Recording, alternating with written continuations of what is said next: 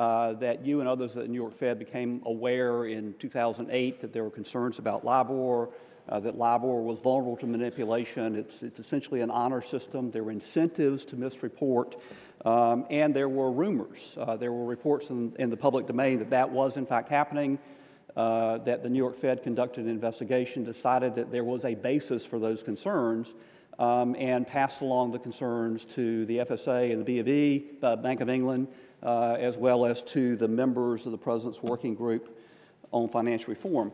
But among the documents released by the New York Fed is a transcript from a telephone conversation on April 11, 2008 between an employee of the Fed, New York Fed, Fabiola Rabazzolo, and an unnamed Barclays trader, in which the Barclays trader said that, yes, they were reporting about 20 basis points lower than what it would really cost them to do it, that when they had posted an honest, a correct LIBOR rate, that there was an article that they were coming in higher than the other banks.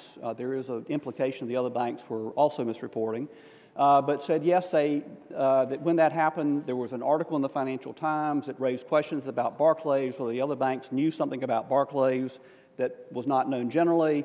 Barclays stock went down, and so they decided they weren't going to report an accurate LIBOR anymore. In fact, he said, so we know that we're not posting an honest LIBOR. And the reason that they did it was not to have questions about Barclays' financial conditions. And this was a month after Bear Stearns, and J.P. Morgan Chase bought Bear Stearns in a fire sale that New York Fed was involved in. Did you know of this conversation?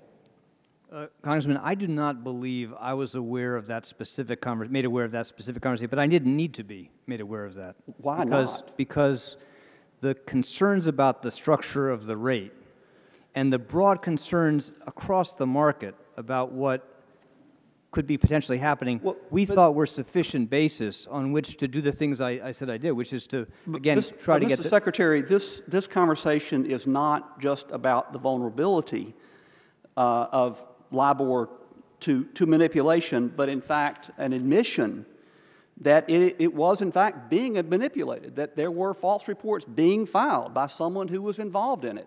And is there any, I asked Chairman Bernanke last week, is there any element of criminal fraud that isn't admitted to in this transcript? Well, there's a set of lawyers that will answer that question, and you can be confident they're going to do that. But again, on this basic point, we had a sufficient basis on base of what the market was saying was happening and the way this thing is designed on which to take the actions we took. Yes, I understand that. But did the employees of the New York Fed who were involved in market surveillance, would there tell you of this conversation, or perhaps others like it, that not just it was not just theoretically possible, but participants in LIBOR admitted that they were in fact misreporting?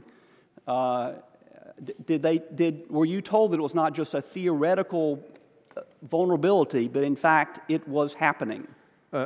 I believe that, and this is why we did what we did, that this was not, we were not concerned this was just a theoretical vulnerability.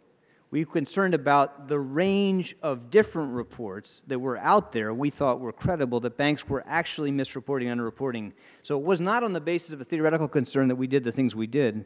It was the basis on concern that those reports were plausible and credible, and again, that's why we took the steps we did. Okay, but you, the chairman, Mr. Baucus, asked you if you reported to Justice. You said no, that Justice was not part of the President's oversight or President's working group. So you did not report this conversation or any others like it to Justice Department. You did not, did you? Well, I want to be careful about this, and my colleagues at the New York Fed are going back over the full records in this case. I do not know what the New York Fed staff did in terms of who else they informed about specific. I don't know that. But you did not. No, I did not. You did not. Okay. I did. Mr.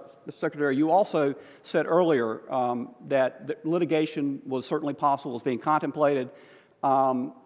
Various lenders who had or now have either filed suit or contemplating litigation against the LIBOR banks for having gotten paid too little in interest. There was probably no greater lender during that period of the United States government. Are we considering filing litigation, pursuing claims to get back some of the money, some of the interest that we did not get because LIBOR was artificially low during that period. I do not know whether we were disadvantaged by this practice.